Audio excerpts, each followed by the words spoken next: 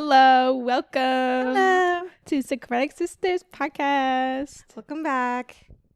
I don't remember what episode it is. I don't know, but I'm Maggie. I'm Sadie.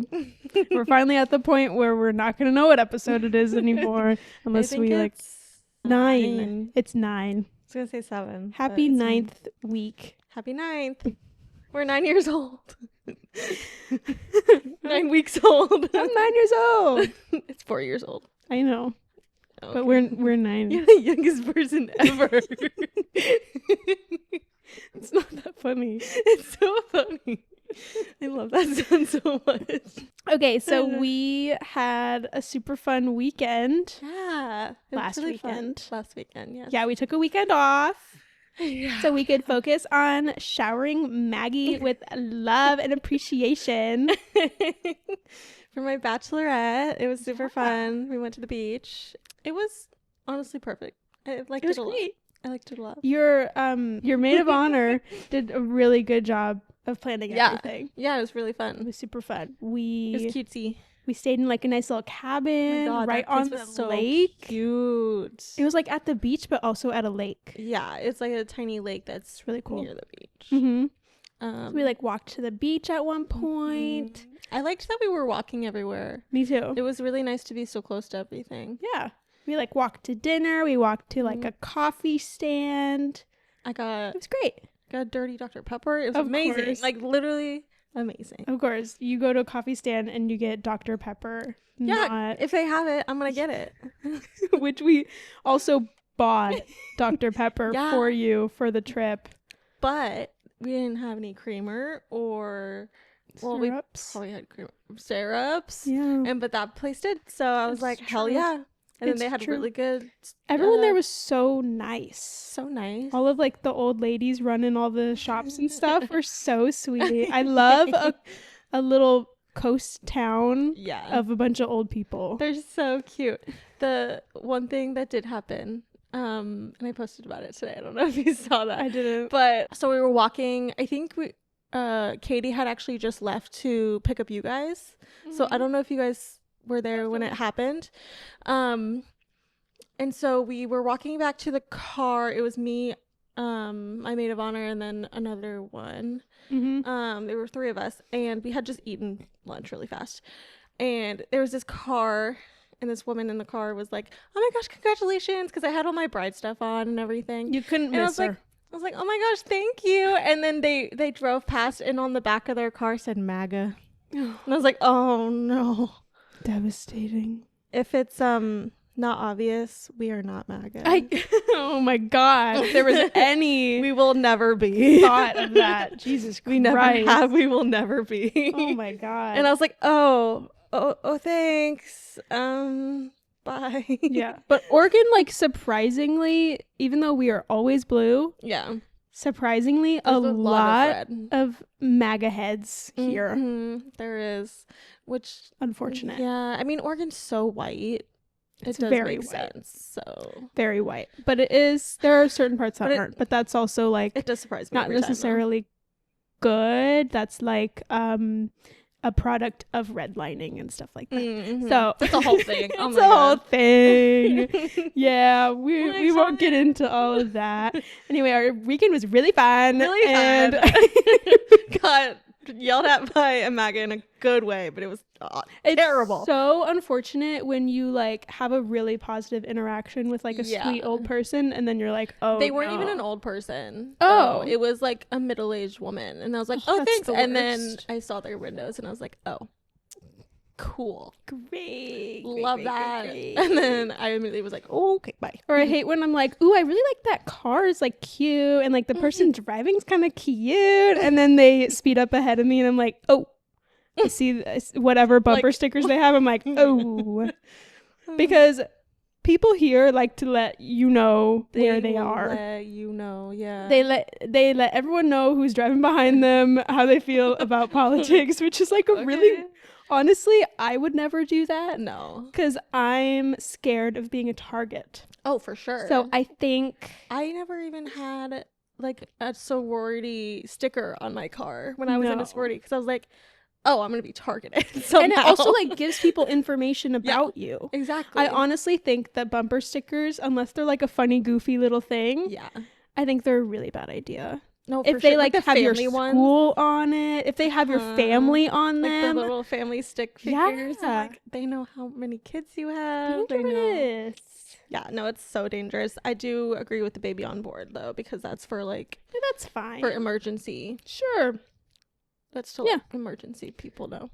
Yeah, I guess. I've never thought about that. That's what it's for. I always if they're in a crash or something, they know that there's a baby possibly that's in the car. Good. Yeah, I always know to go to the baby first. It was for other people to know, like, be careful, I have baby.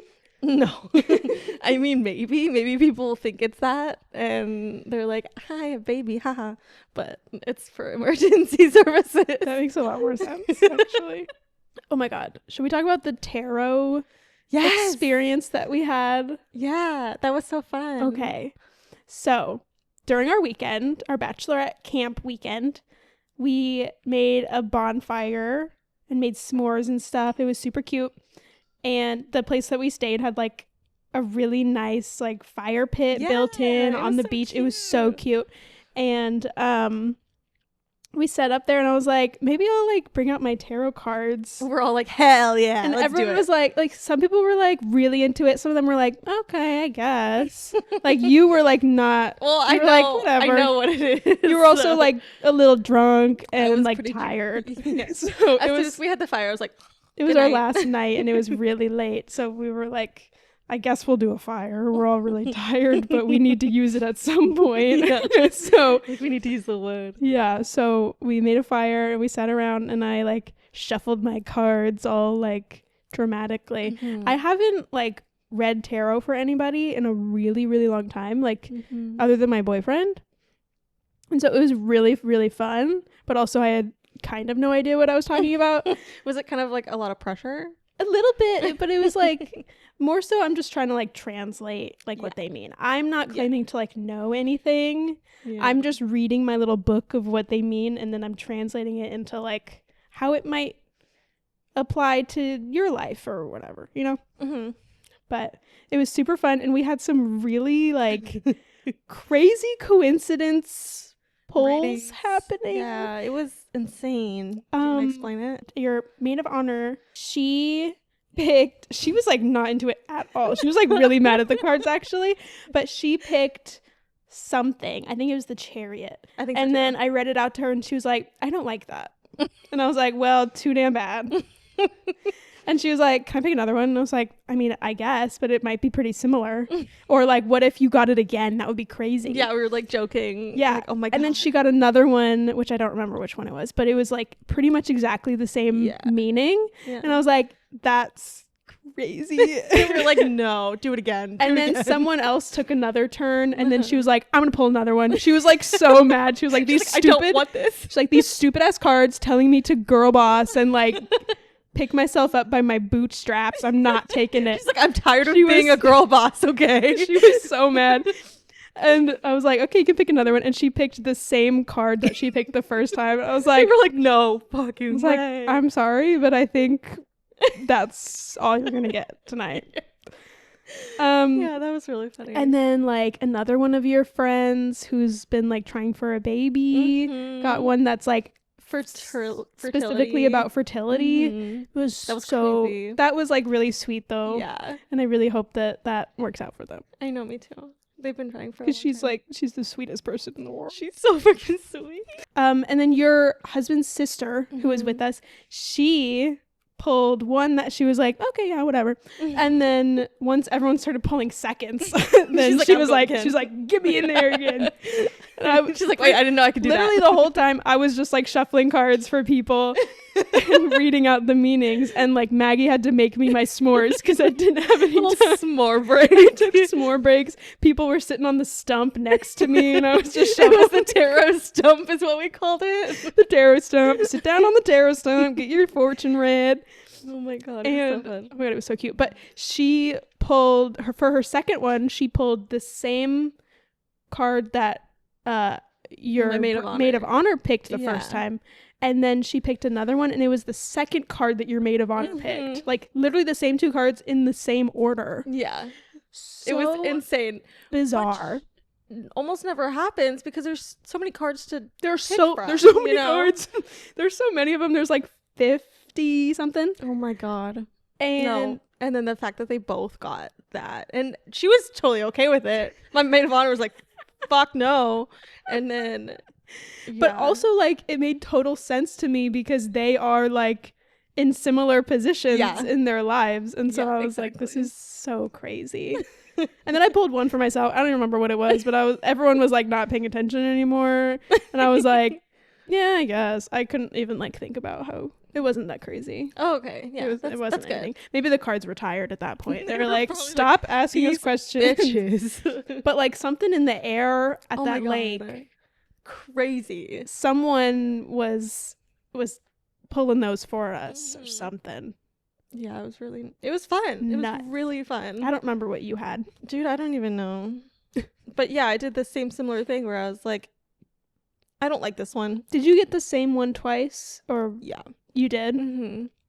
And I was like, oh, okay, great. So it just kept happening. And they're like, just deal with your freaking pick. Oh, yeah. Remember? Okay. Yeah. So and then you they got mad at me and was like, the other one was like, it meant just deal with your whatever. I don't know. Can you explain it better? Yeah. I don't remember exactly which card it was. Yeah. But yeah, you went for seconds and it was the same card you picked the first time. Mm-hmm. And then you were like, I don't like that, I'm picking another one. And then the card was something about like accepting your fate. Oh, it was the Hanged Man. Oh, yeah. It was like, accept what's going on, just chill, don't make any decisions, observe around you. So it was literally telling you like, calm the fuck down. Calm, bitch. This is what you need. Yeah. And you need to accept it. Yeah. And I was like, this is fucking crazy. Are you kidding me? I'm fighting with a deck of cards right now. No, but it was so, oh my God, it was so crazy. But also it was really cool. It was really fun. I've never done tarot with a group of people like that. Everyone was so into it too, so it was fun. Like by the end, everyone was into it. Like everyone was shit. Everyone was really like, what the fuck?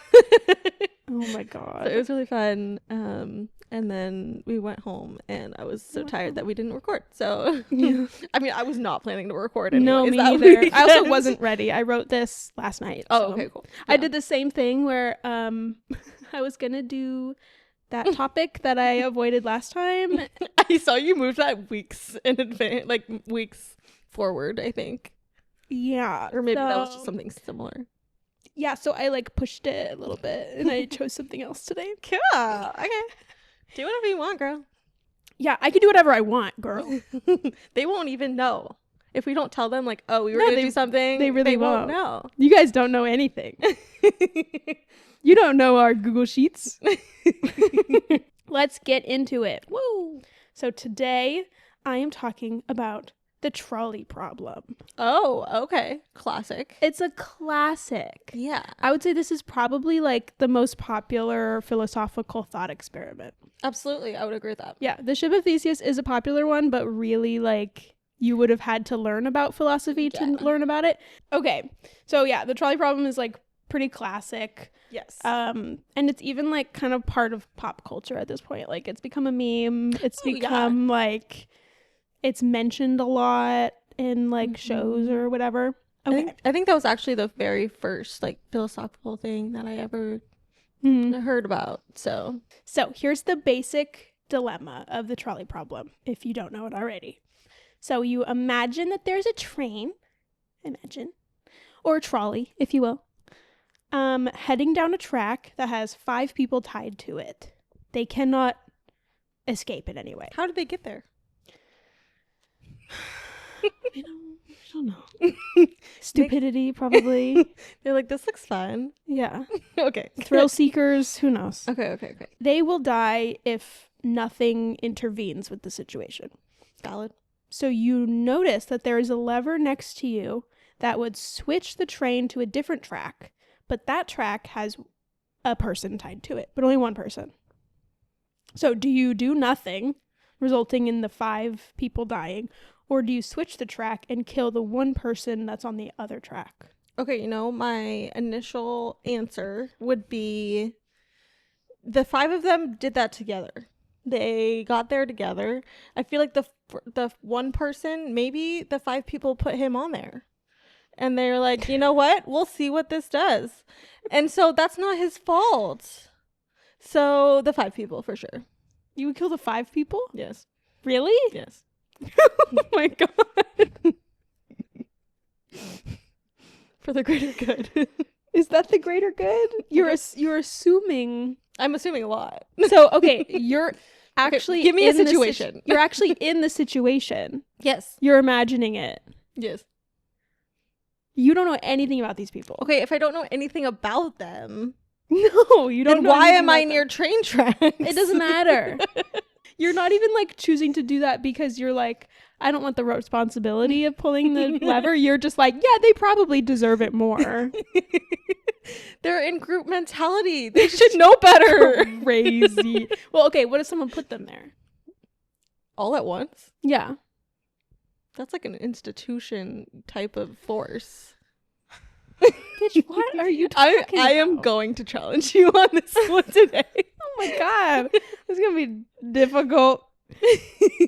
But the great thing about philosophy, guys, remember, is that we can all have different opinions. And everyone's to accept that. Maggie's opinion sucks. Even though Maggie sounds psychotic, we're going to just accept that maybe there's a philosophical thought somewhere that says that that's the correct answer. Somewhere in Maggie's little mind. I'm sure there's some philosopher that would agree with you. That is my initial answer. Sure. Okay. Mm-hmm. I was going to say, to help us answer this question, but it seems like you have an answer. I have all the answers. Okay. Actually. Listeners, think about your answer, okay? Yeah. Don't be influenced by Maggie's crazy. Never actually listen to me whatsoever. No. I have terrible opinions. And there's some more questions later on. But first, I'm going to introduce you to the main 2 moral theories that relate to taking one life to save another. Okay. And I don't know if your take on it is actually represented in either one. Okay, perfect. So, I'm unique. I was not expecting this. So, first up is utilitarianism. Mm-hmm. Have you heard of a utilitarian? I've heard of it. Please Okay, remind me what it is, though. So, basically, if your answer focuses on the numbers, which yours does not, saving the 5 lives versus saving 1 life, this is a utilitarian approach. Okay. Utilitarianism in this context is all about numbers. Okay. So a utilitarian would say you should, no matter who they are, you should kill the 1 person to save the 5. Yeah, sure. Because it's 5 lives versus 1 life. Yeah, but that guy didn't deserve to die. You don't know that. You do not know that. He's so scared. He's probably like, they're all scared. Please don't do this. They're all scared. They're all serial killers. Please. What if he was the guy that put them on the track? There's no way he could do that all at once. Someone would get away. Maybe there were 6 people and one got away and called the police. Fucking God, there's no police. The police are not coming. Okay, sorry. I had coffee today. This is your fault. I did make Maggie a coffee. That was a mistake. Anyway, utilitarianism is a moral theory. Stop laughing at me. I can feel you looking at me. It's a moral theory that people use to distinguish right and wrong based on the consequences of certain actions. It was founded by philosopher Jeremy Bentham, which is a lost reference. What does that mean? It's a name. Lost reference. Oh, from the show Lost. Oh, a lost reference. Oh, I was like, what does that even mean? I've never seen that show. I forget that lost is like a word also. It's not a name of a show. If I just say lost, you're not thinking of the show. No, I'm like, what happened to the reference? It's lost. The reference is gone, guys. We lost I don't know what that means. Where did the reference go? Okay, It's a lost reference. It's a lost reference. So his name is a lost reference. Yes. Interesting. Well, really, a lot of the characters in Lost are named after philosophers. Oh, I think you've mentioned that before. Yes. In the Ship of Theseus, I think. Or the episode 3. I don't remember. I don't know, man. One of those. Basically, every character in Lost is named after a philosopher. Interesting. Which is so cool. And sometimes cool. they represent, like, there's connections between the philosopher, what they thought, and what the character thinks as well. I like that concept. It's That's so really cool. fun. Because the person that wrote it, I think it was written by J.J. Abrams, or it was just directed by him. I don't remember. He's a director. Right. Gracie Abrams' dad. What? Right? Wait. Also No, directed that's crazy. a Star Wars movie, like one of the recent That's ones. probably where I've heard his name. Like people hate him for ruining Star Wars or whatever. Yeah, so the newer ones probably. But Lost is like his Top good tier. work. Okay. Maybe I should watch that so It's then I can so understand your reference. Good. Oh my god, I loved it so much. I'm like tempted to watch it again, to be honest. Okay. Love. Rewatching Love, love, podcasts? Lost there's honestly several that exist Really, already. yeah. It's I bet. it's that dense of a show. Okay. Anyway, I just thought that was fun. That's so fun. Thanks for sharing that. Because I remember in the show, someone said Jeremy Bentham, and I was like, I don't actually know which character that is. I looked it up, and it said philosopher Jeremy Bentham. I was like, That's not him. I don't know if philosopher Jeremy Bentham is in this, but okay. Anyway, we'll move on. So it's a version of consequentialism. Utilitarianism is, Okay. which is like exactly what it sounds like. Okay. Consequentialism. Oh, okay, yeah. So it's based on the consequences of your actions. That's what decides But- whether it's good or bad. Okay. Does that make sense? I get it, but utilitarianism is inside consequence? Yeah. So consequentialism is big umbrella. Mm-hmm. In the umbrella is utilitarianism. Oh, okay. Got it? Got it. And there's other things too. Right. But utilitarianism is the main one. But there's also a bunch of different forms of utilitarianism. Oh my god. But we're just going to focus on the main okay, great. points of it. So Okay. don't worry. An important distinction with utilitarianism is that it considers all sentient beings to be equal. Sentient beings? Yes. What's that? Just people? People, animals, Okay. bugs. I didn't know what sentient means. I Now I think- do. I think sentient just means that you can like think. Can bugs think? I'm not sure. I wonder if they've found that out yet. I'm sure they have. I would feel so bad. Yes, if, they can like, think. Or maybe that's just. I'm sure they have minimal thoughts, but Oh. I think it just means like living things, but not like plants are living, you know? Right. Because plants don't think. Sure. Or do they? What about like a trapper guy? What's that called? A what? Those plants are. Oh, Venus flytrap? Venus flytrap. I don't think they think either. They're still They're plants. just like, there's something on me. It's like a reflex. Okay, yeah, probably. That makes sense. Anyway. I've seen too much of Little Shop of Horrors. Yeah, so utilitarianism would say that if there were one person on one track and then two dogs on the other track, Oh my god, you would put those there. doesn't matter who put them there. Obviously, they need to be hit by a train if they put dogs on a freaking train track.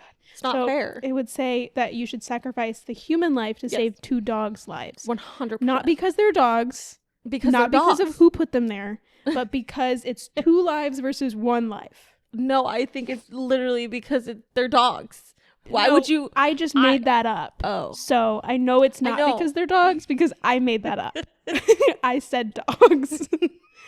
Two camels. I don't agree with that. Yeah, they don't know what they're doing. Oh my god. They're like, I don't know what they make, but then what sound they make, but they're like, we're about to get hit by a Every train. song don't sound like Sorry. Oh my god. Sylvia, I don't know how I'm gonna get through this. No, you'll get through it just fine. But then I actually I went through my own dilemma with creating that Oh. two dogs versus one human thing. Yeah. Because then I was also you could also argue that a dog can feel suffering like a human can, but more people might be upset about a person dying than a dog dying. What? I think it's switched. No. Because if it's like 2 stray dogs versus a person who knows people, has a family, has like, you have to think about all the people affected by that one death. So that's not only the suffering from the death itself, but also the suffering of the ripple effect of all the people that it'll affect. So if it's 2 random dogs that nobody knows, it'll be sad. Maybe just for the person watching, but no one else is going to know what happened. So maybe the correct answer to reduce the most suffering is to kill the dogs. No! Except then Maggie would be suffering. I would be suffering so hard. That can't happen. But also when, like, in a movie, if a person dies, I'm like, yeah, okay, that makes sense. But when a dog dies, you cannot control yourself, you know? You're like, I'm like, ah. I think the main problem with utilitarianism is there's no way to measure suffering. Yeah. You can't, because it's such a numbers game, right? Yeah, it's very numbers, but human suffering, or like a being's suffering, is so like personal and subjective that there's no way to really measure like this will cause more or less suffering. There are some things where it's like obvious, like 5 people versus 1 person. Probably you can guess that 5 people dying is going to cause more ripple suffering than 1 person. Yeah, I agree with that. Yeah. Unless it's like Taylor Swift on the other track. Oh no. It's like Taylor Swift versus the 5 people are like January 6ers.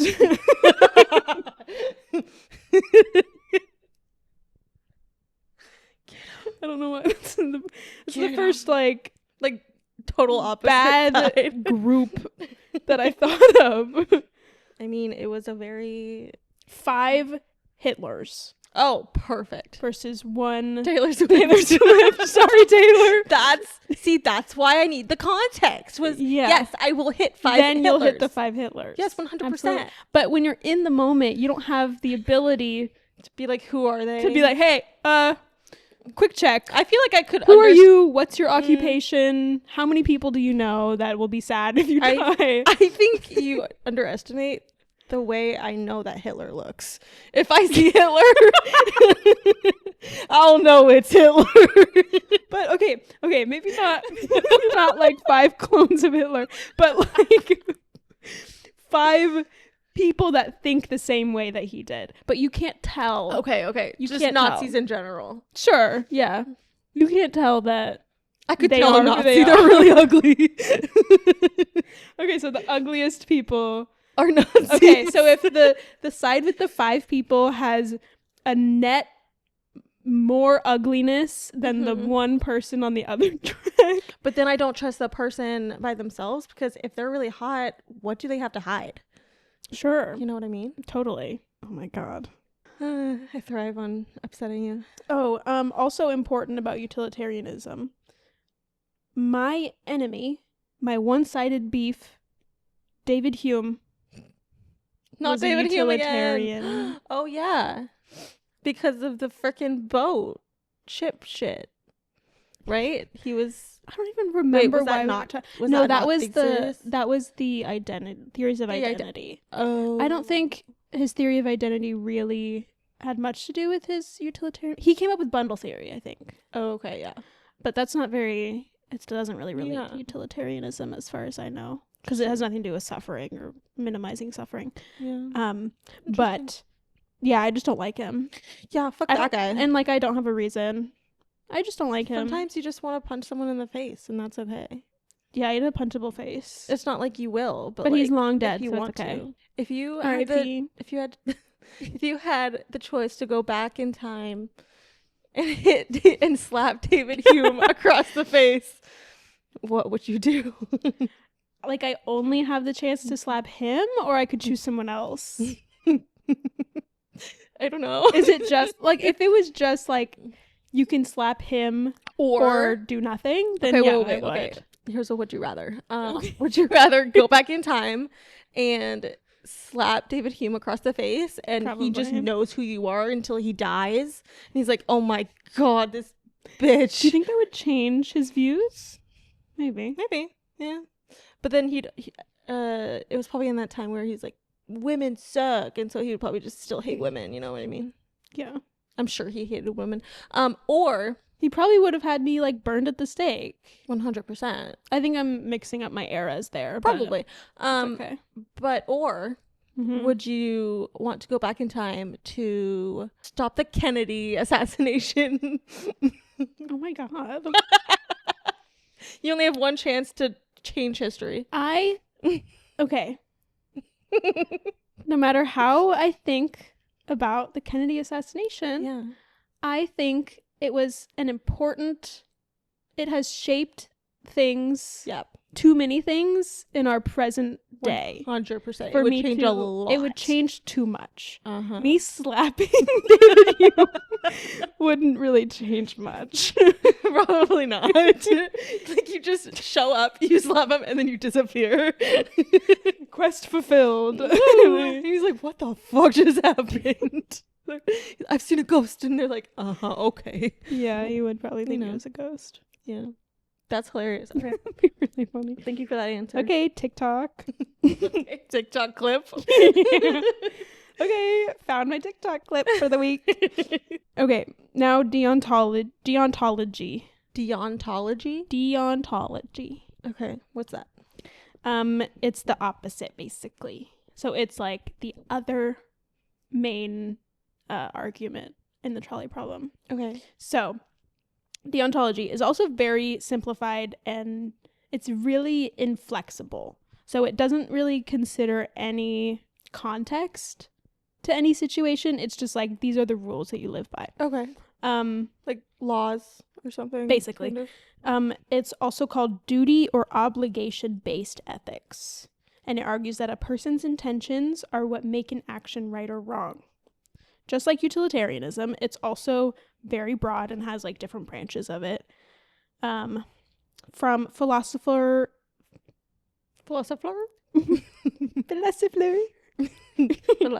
Immanuel Kant.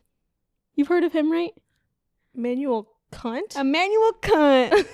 No, Kant. Do we have to bleep that word out? I don't think so. K-A-N-T. K-A-N-T. Yeah, Kant. Have you heard of like Kantian ethics? I don't think so. Interesting. Have you seen The Good Place? Yeah. Chidi is Kantian. I love That's his Chidi. main school of thought. At least at the beginning, when he's like, lying is wrong. Right. Anything with bad intentions is wrong. He totally changes. And that's what like caused his like tummy to hurt all the time. Oh, poor guy. Really great show. If you're interested in philosophy even a tiny bit, definitely watch I it. love that show. They have a whole episode on the trolley problem, and it's so funny. Yeah, they do. Okay. It's a good one. But yeah, Kantian ethics falls under the umbrella of deontology, of like acting within your duties that you are meant to do, you know? According to Kantian ethics, to take action in killing one person but saving the 5 is morally wrong. Because you are choosing to kill a person. Sure. It doesn't really see the choosing to do nothing as also choosing to kill 5 people, which is really what it is. That's what I was gonna ask. But you're not doing the physical act of doing it. You're just ignoring the problem. Yeah. Isn't that just as bad? Some might say. Oh, okay. Yes. I do say. You do say. I do say. Okay. Yeah, so in Kantian ethics, you cannot use other beings as a means to an end, even if it results in more people dying. So killing is wrong 100% all the time, even if it'll save more people. Okay, and in the example of Chidi, that makes a lot of sense. Because now I know that character, and so I'm like thinking about what he would say, and that's exactly what he would say. Yeah. Okay. Yeah, it's like lying is wrong, killing is wrong, doing any of these things, no matter what might come out of it. Yeah. You intend to take a person's life. It seems very like black and white. It is. Yeah. It's very inflexible. Yeah. Every action is either good or bad. It's not very situational. No. Okay. And also, like, this is all really old ethics, really old philosophy. Like, there are more complicated versions of these that actually account for, like, context, and utilitarianism kind of focuses more on, like, the outcome of things, and not so much like, yeah, you had to kill a person, but at least you saved 5 people, you know? But Kantian ethics is like, no, you killed a person. Like, that's bad. That is either bad. way. Yeah. What if I walk up, and this trolley problem is afoot? Of course. And I'm just like, fuck, I don't want to do this. This seems like their problem. And then I say no. And I guess we just talked about that. You just, like, walk away? Yeah. And it just, in that one, I didn't do anything. Yeah, so Kantian ethics would be like, that is the right thing to do, is to not insert yourself into the situation. I still feel like that's the wrong thing to do. Like, I feel like that's fair. In that theory, it would still be like, why would you not help someone rather than know their fate of because it focuses on the action itself, and the action that you're taking is doing nothing, versus the only other option that you have is to kill a person. Okay. Because the action of flipping the switch is what kills somebody. That's crazy. So it doesn't focus on the result at all. It only focuses on, you are using this action of murder to save other people, and that's even in that context, it's not okay, because murder is always wrong, and if you bend the rules for one situation, then there's no rule. Okay. It's very much like rule following. Yeah. Okay. Kant actually came up with a rule called the categorical imperative, which is a universal obligation that he believed everyone has to act, if you want to, like, be a moral person, to act according to principles that can be universalized as a law for everyone without consideration of your own desires. So doing what is best and fair for everybody, which is to not kill each other. Sorry, and that's still under that same topic. Okay. Yeah. So if someone bent their morals to allow killing in one situation, that person is deciding that killing is not immoral, because you decided to do it, but you still consider yourself a moral person. Yeah. Right? So you're not allowed to bend the rules. But he also thinks that lying in any context, even if to spare someone's feelings, is always wrong. So, like, what does he know? Yeah. I don't agree with that. I feel like lying to a certain degree to save someone or someone's feelings is okay, but I think it's to an extent. I think Kantian ethics feels like it makes sense. Like, it's good to have these rules to, like, basic to live by, but also context is super important, and results of your actions are very important. So just deciding that certain actions are good or bad doesn't work. Yeah, especially in just life. Yeah, like, you can't be so black and white with that. Yeah, and there's no pure action. There's another episode of The Good Place about this, but it's basically like the one guy who had, like, the highest score of, like, morality of, like, being the best guy ever. Yeah. He, like, did shrooms and, like, cracked the code of the afterlife. You have to watch it. But really good.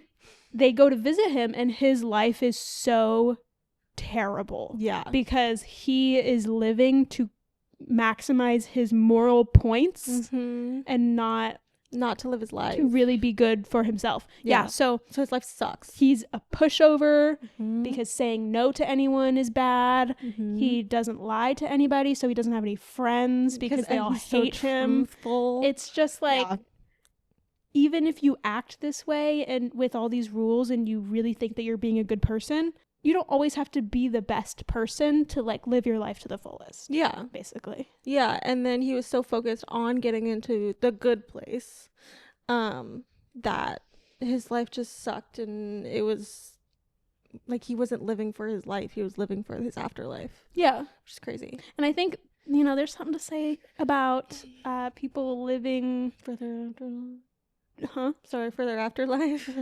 I meant for their, like, based on their religion. Oh, yeah. To get into heaven or whatever, and not having the pure intentions of just, like, wanting to be a decent person, but saying, like, well, the Bible says that I have to do, this is just an example, okay? I'm not hating on Christians or anything, but, like, the Bible is, like, has these set of rules, and if you break one, you're going to hell, you know? Yeah. And that ends up causing more damage to the people around them who decide not to live by those rules, and then they are being berated by these people who live by these rules because they broke a rule about, like, eating lobster. Yeah, even if it doesn't affect their life, the religious person's life. Yes. But other people are breaking those rules. Yeah. Quote. So they're like, and their intentions, I get, are almost valid because they want the best for everybody around them. Maybe, I don't know. It's a massive generalization. Yeah. Like they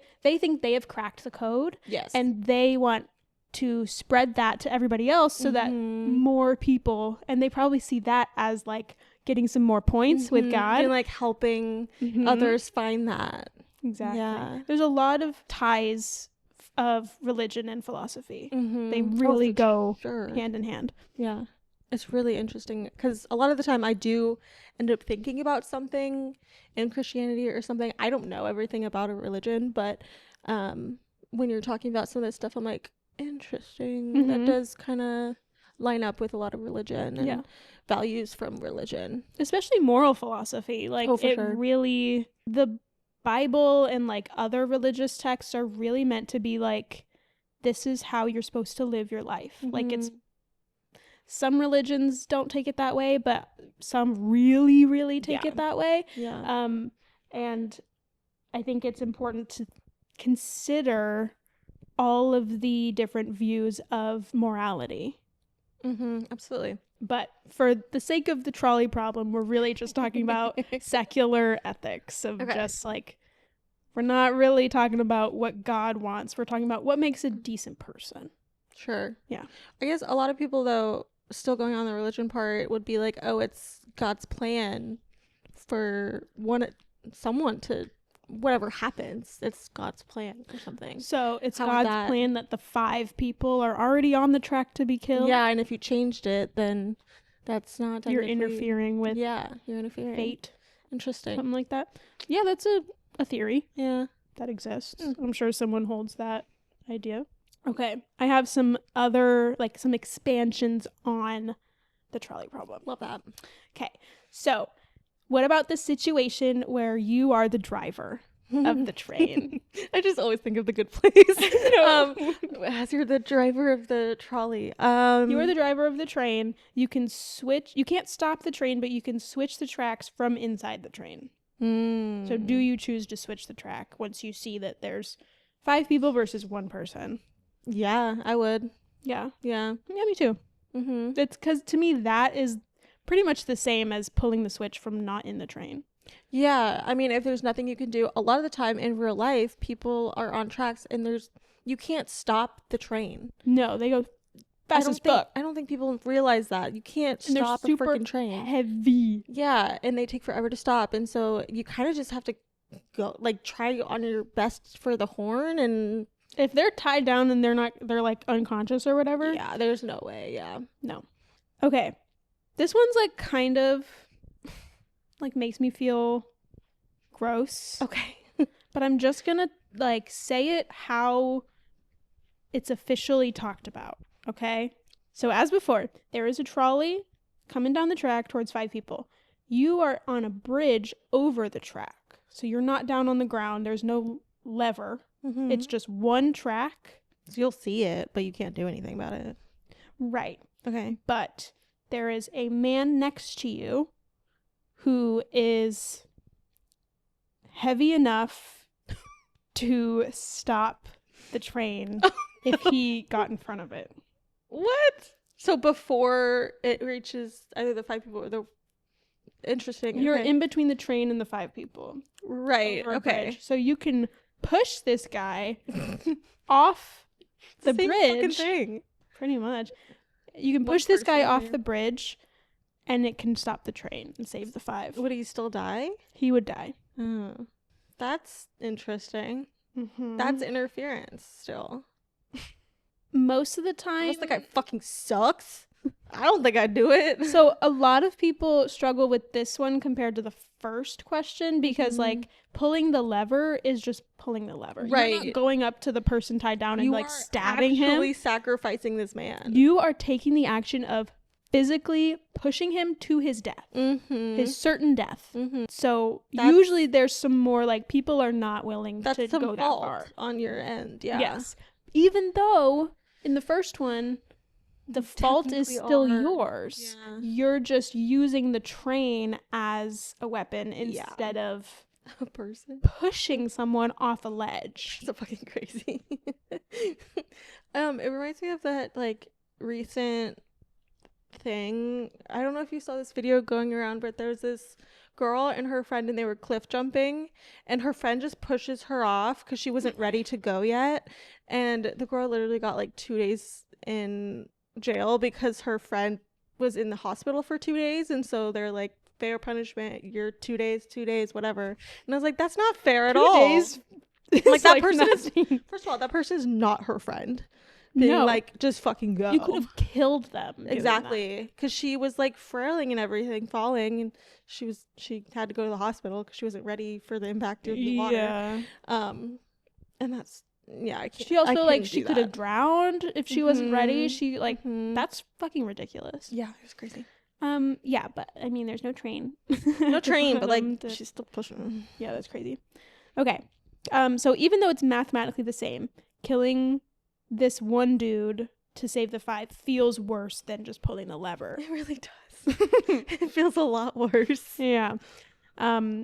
Possibly because in the first problem, you do not intend to harm anyone. Harming is just the side effect of switching the trolley away. However, in this problem, harming one person is literally the plan. Yeah. It is, you cannot do it without pushing this person first. Yeah. I don't really agree that pulling the one person dying in the original is a side effect of you like pulling the lever away. I guess it is. It would be, but I think you're pulling it with the full knowledge that this person is going to die. So it's like pulling a trigger on a gun. Like, I didn't kill them. I just pulled the trigger on the gun. Right. The gun killed them. Like, obviously not. No. Like, you're still the one who did that. Yeah. Okay. So next one is the same as the last one, but the man with you is the guy that tied them to the tracks. Yes! I saw this coming. So you'd push him. Yes, absolutely.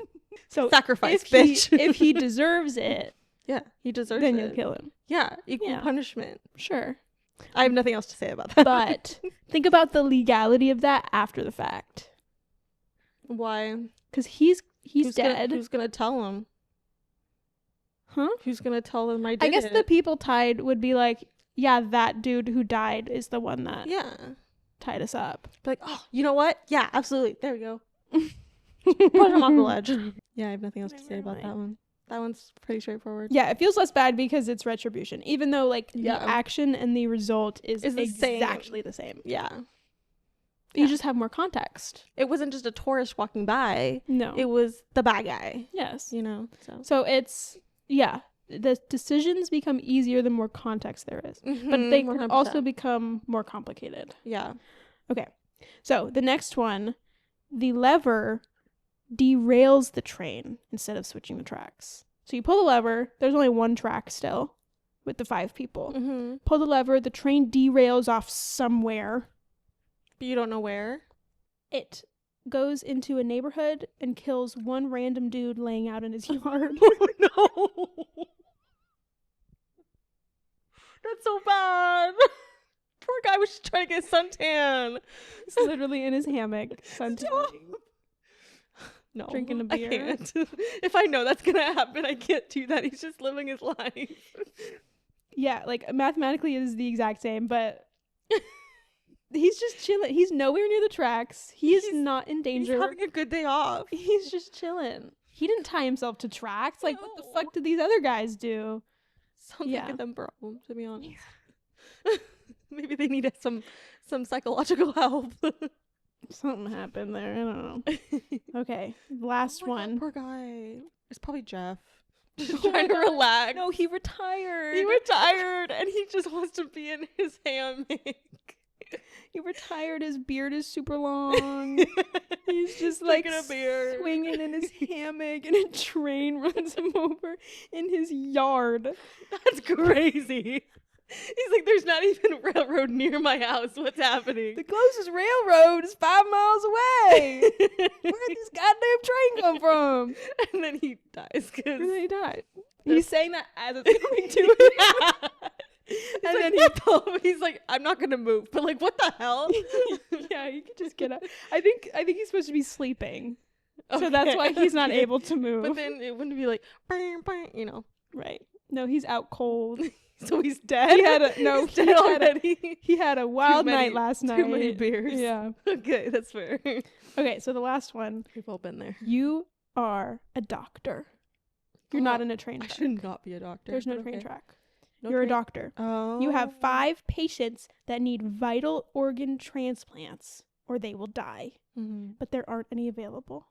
Okay. A healthy man who is a perfect match for each transplant patient comes in for a checkup. Do you kill him and harvest his organs? What the fuck? And give them to the other people? Why is that a question? The guy's just in for a checkup? Yep. That's not a checkup, He's totally my guy. healthy, but he happens to be a match for all of these transplant patients. Those people die. That's a bummer. Did he do the test while he was there in his checkup? No, they just know. They just know? Yeah. So is he an organ donor? I would hope at least he's an organ donor. So that would help with the legality of it. They just need to, like... Kill him? That's still murder. You could just, like... frame it some way. That's still murder. Yes, you're still murdering somebody. But... No, that's malpractice. What are you talking about? It is a little more than malpractice, I think. Probably illegal. Yeah, so you're still killing one person to save 5. Unhealthy? So, like, person? That's not so bad. Well, but if you think about it in the context of the train, the people... They're gonna die The 5 anyways. people are about to die. Yeah, which is the same as the people who are about to die Yes. with the transplant. And the one person with his death can save the 5. So with this healthy man's death, he can save 5 people. In my head, it's not the same. It's not the same because we have context. Yeah. So the context is a doctor has a duty to do no harm. They have a vow, I think. Yes. Or an oath. An oath. That's the word. That's the word I was looking for. You have taken an oath to do no harm purposefully. No matter what. No matter what. So utilitarianism would say go for it because the numbers have not changed. Oh my God. Is that Hume or is that someone else? That's Hume. Fuck Hume. I hate Hume. What's his first name? David Hume. Of course his first name is David. But David's our red flag. But like everyone else would say absolutely not, especially for a doctor, because there's a certain duty of care that you have and you need to act on your responsibility to help people as much as you can, but while doing no harm to anyone else, you know? Yeah, that's a crazy situation. That one always it makes people uncomfortable. If you had that thought, you should be locked up. I don't think that's healthy for a doctor to think. I would hope an actual doctor did not write that. Philosophers are just kind of twisted. Yeah, they're so dark and sick and twisted. What if? You know, they listen to punk rock. Do they? Yeah, it's not a phase. Okay. You know, whatever. I know what you mean. You know what I mean. So I have some real life application. Because you might be like, this is fun, but obviously I'm never going to... Okay. The last one was not fun. Not fun. Okay, whatever. This is silly, goofy. Silly, goofy This time. is not something that's going to really apply. I'm never going to be in this situation. Yeah. So why do we care? Yes, true. Here's why you care. Oh. Okay, sorry, I shouldn't have put this one first. Oh. Abortion. Fuck. Sorry. Okay. So I won't go too far into the subject, only because we would be here for hours. So, in other trolley problem-like scenarios, each life lost would cause an equal amount of suffering, is what we are assuming. Yeah. So every person that dies is going to cause the same amount as everyone else that might potentially die. Same amount of suffering. Sure. So if we're thinking utilitarian, kill as little people as possible no to cause matter the the least context. suffering. Yes. Okay. The difference with abortion, based on literally nothing but my own observation, so like take it with a grain of salt, is that a pregnant person, human person, has more potential for immediate suffering from a pregnancy and the possible complications than the suffering potential of a non-sentient human fetus. Yeah. If it were to cease to exist. Right. Because you don't remember being especially if it's that early on, like, nobody's getting abortions like 6 months in, you know? Sure. Well, I mean, like, if it sometimes, if it's like, yes, but either way, you don't remember the life being, of a mother. Even if it's like a life-saving thing, you don't remember being in the mother. It's not sentient yet. Yeah, exactly. So I think that's the difference. That's the exact difference. Yeah. Actually, an unwanted child is probably going to be more likely to suffer.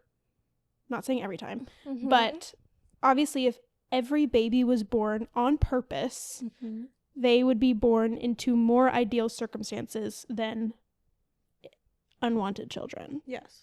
And of course, like, so many children are unwanted and they just like go with the flow. Yeah. You know, unplanned, like, oh well, forcing an unwanted pregnancy and then an unwanted child to be born.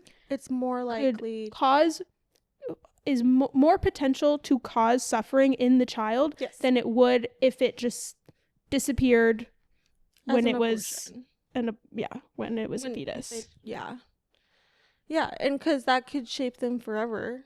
Absolutely. Whereas, or like being in the foster care system, there's so many like instances in life that you can go through to fuck yourself over, then like, if you just can't have a baby and this was an oopsie, then like it doesn't do anything to the fetus.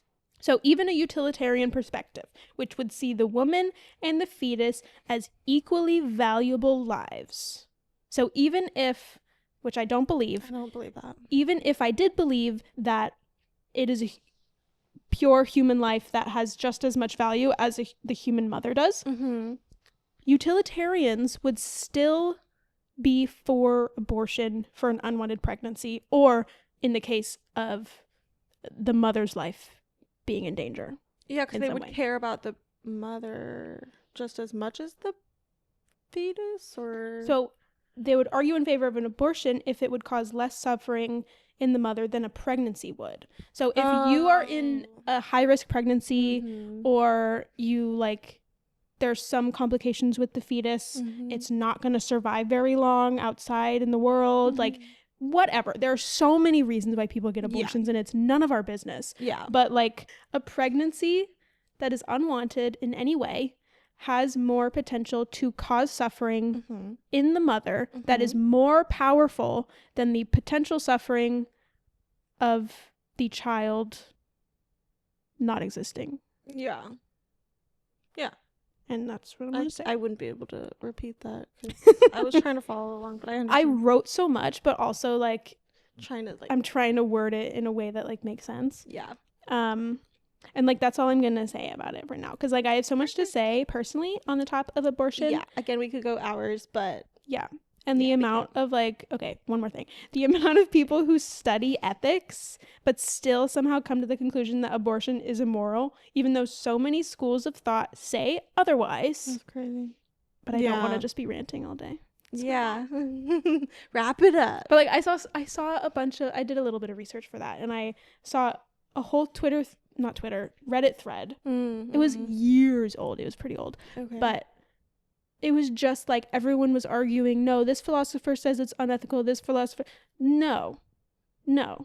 you You guys don't know what you're talking about.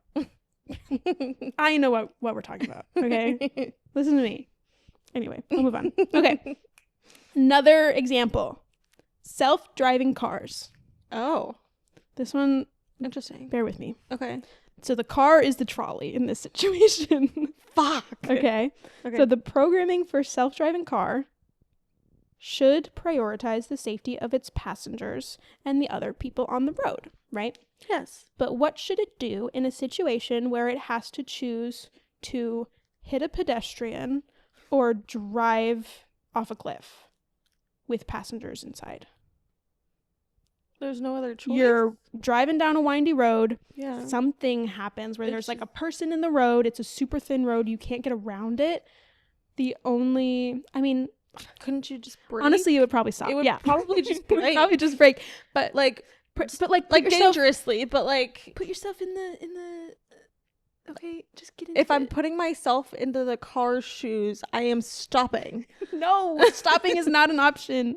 It's going too fast. A self-driving car will stop. Okay, this, and maybe there would be a little crash, but I think this was written before we actually had self-driving cars. So now, like, it makes sense. Like, obviously, it would just break. And it wouldn't be going that fast. Was that not going through people's minds, though? Like, making this... I don't know. Like, they're like, no, it won't stop. Well, what if, like, the brake is going to be so intense that it's going to, like a train. It's going to... like, injure them. Injure the people inside the car. Yeah, that could probably happen, but... But, like, consider. Yes. Braking's not an option. Ugh. Those are the two options. So stupid. Kill one person or maybe just injure, or injure the people inside the car. Which should it prioritize in the programming? In the programming? Like the safety of the people inside or the safety of people outside? The programming would probably say, like, the people inside the car, because cars want to be as safe as possible. Right. But for, like, the people inside of them. But I would say, yeah. I would say I would prioritize the person getting hit by a car rather than flying the passenger off of a cliff. Yeah, you don't know how far the cliff is. It could be just water. Still, you don't want to go into water. There's a possibility of getting out. There is a possibility. Getting full speed hit by a car on this windy cliff road, you're probably going to fly off the cliff anyway. Exactly. You're going to fly off the cliff anyways. Yeah, good point. Thank you. Yeah, you're right. Obviously, a person has, like, self-preservation. Like, we'd be, like probably prioritizing our own safety over somebody else's on the road. And then we'd be like, that idiot driving in the road, you know? Yeah. But a car doesn't have self-preservation, really. Right. So it's, like, at least to the level that humans do. Yeah. So I am, like, curious what in their programming, like, stops. It would be the most robotic thing. It's such an unlikely scenario. Yeah. But I do feel like in their programming, it would just be the most robotic. See, I want to say sensible, but this isn't. Like, which one would be a sensible thing? I think logically, with what we have now, based on what I know about, like, Teslas and Waymos or whatever, I think they have prioritized crash safety to the point where the car would be fine doing a really hard brake to prevent hitting something. Yeah, I agree with that. You might get some whiplash. Well, yeah, you might break some bones or whatever, but, like, at least you're alive. Yeah. That's the priority. Yeah, I agree with that. So I think that's probably what actually would happen. So we solved that one. Okay, next. I was right about that one. War. What? I don't like war. War decisions are also kind of a trolley problem. Are they? Yeah, sometimes. So always a source of controversy is every violent war decision ever. Right? There's always, like, someone on whatever side saying, like, some man. It's true. It's always a man. It's always a man. It's always a man making the decisions, but the decision's never right. You know, there's never, like, one right answer. War shouldn't be a thing. Period. See, if women were in charge, war would not be a thing. No, it would be like, hey, I'll give you I'll buy you a nice coffee if you do this. And they'll be like, fuck yeah. Literally. They'll be like, oh my God, let's go shopping. Ew, that was so stereotypical. I know it was. girl. Let's go find rocks at the beach. Yeah, let's go rock find. Yeah. And then we can help our citizens find more rocks. And then we'll like, I don't know, like resources. pass universal health care or something. Oh my God. That would be so crazy. So fun. if What we a did fun that. day. What if we did that? Oh my God. Can No, you that's literally imagine? what it would be like. Every war ever has been started by a man, and never Yeah. forget that. Literally. Anyway, Mhm. so suppose the US is at war and the president, As we probably are right male, now. yeah, always, has to choose where to bomb the other country. Crazy. Sounds a little familiar. Mm-hmm. Not bad. So will they decide to bomb an enemy military base? These are the two choices, okay? Mm-hmm. Bomb an enemy military base, but like wiping out some of their military, but also at the same time killing some civilians, because there's like no way to get around that unless you're like boots on the ground, or risk being attacked and letting their own civilians die. So like, do you strike first, or do you risk the possibility that they're the ones that strike first and you lose people? I think we need a man to answer that. Yeah, what I would a man wouldn't do? Either. Well, I wouldn't do fucking either. well, okay. The options are I- bomb or do nothing. I would do no war. Yeah, you just wouldn't get there in the first place. Yeah, Yeah. obviously. Yeah, duh.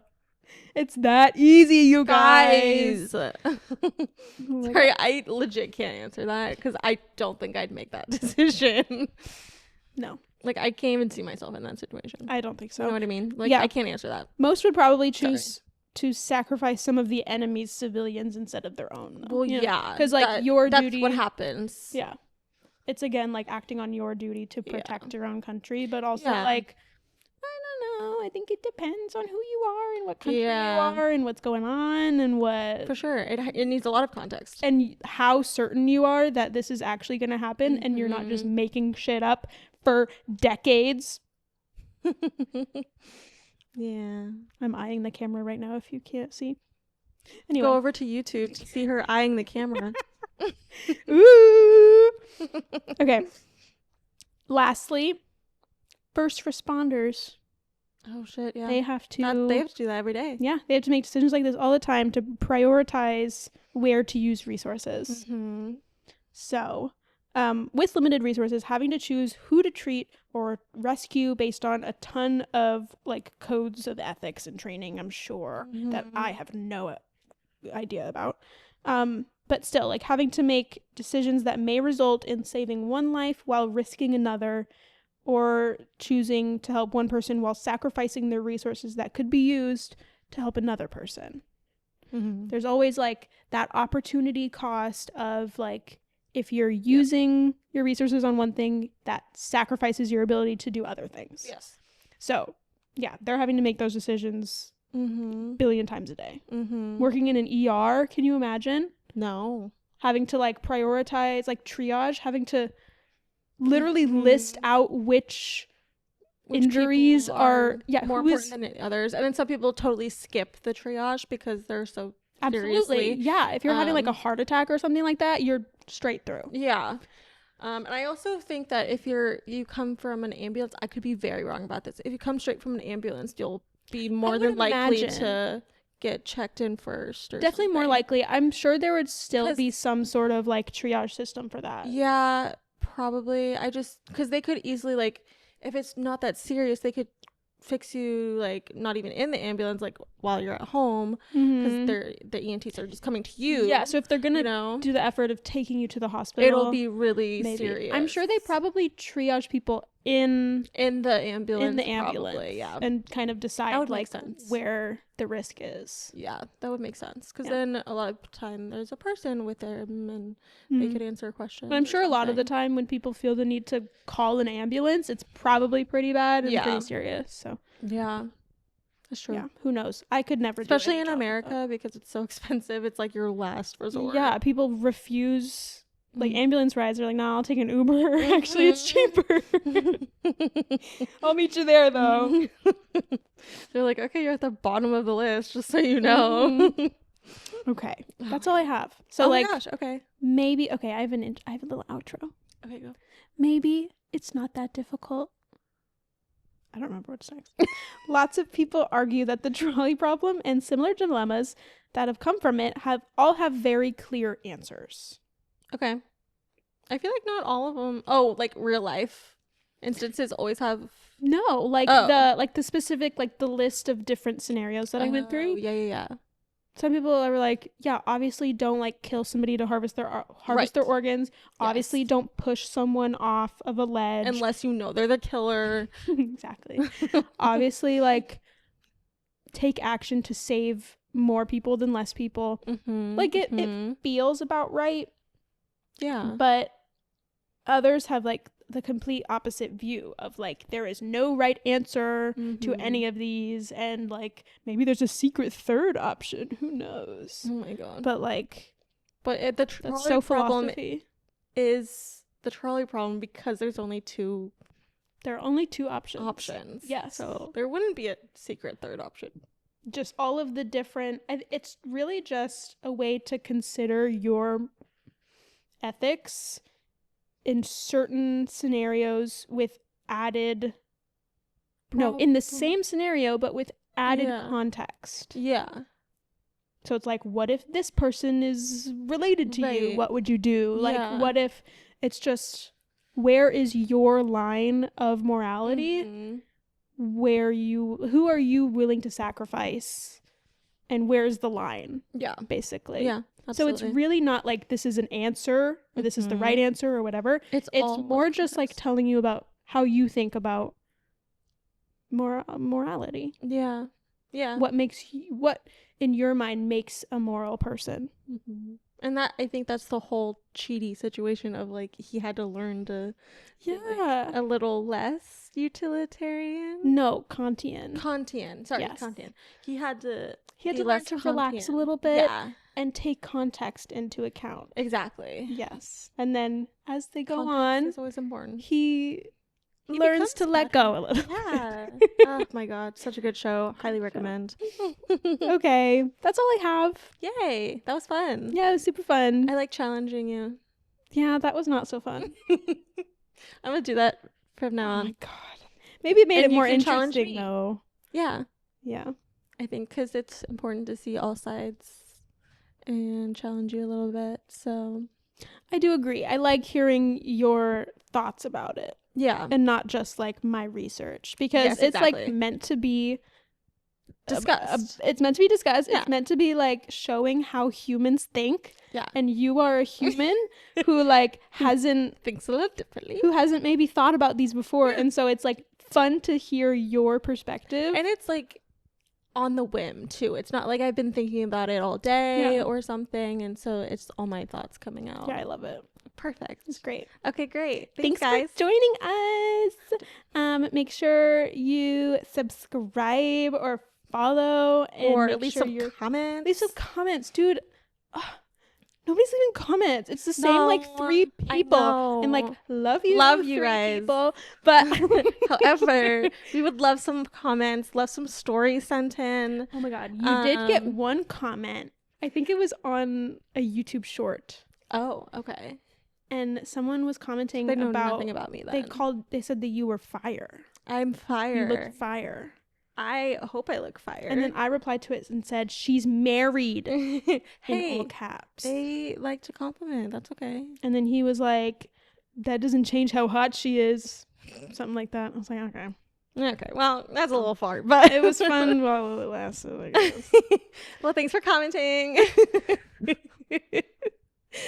You did not have to reply. Your biggest fan. Great.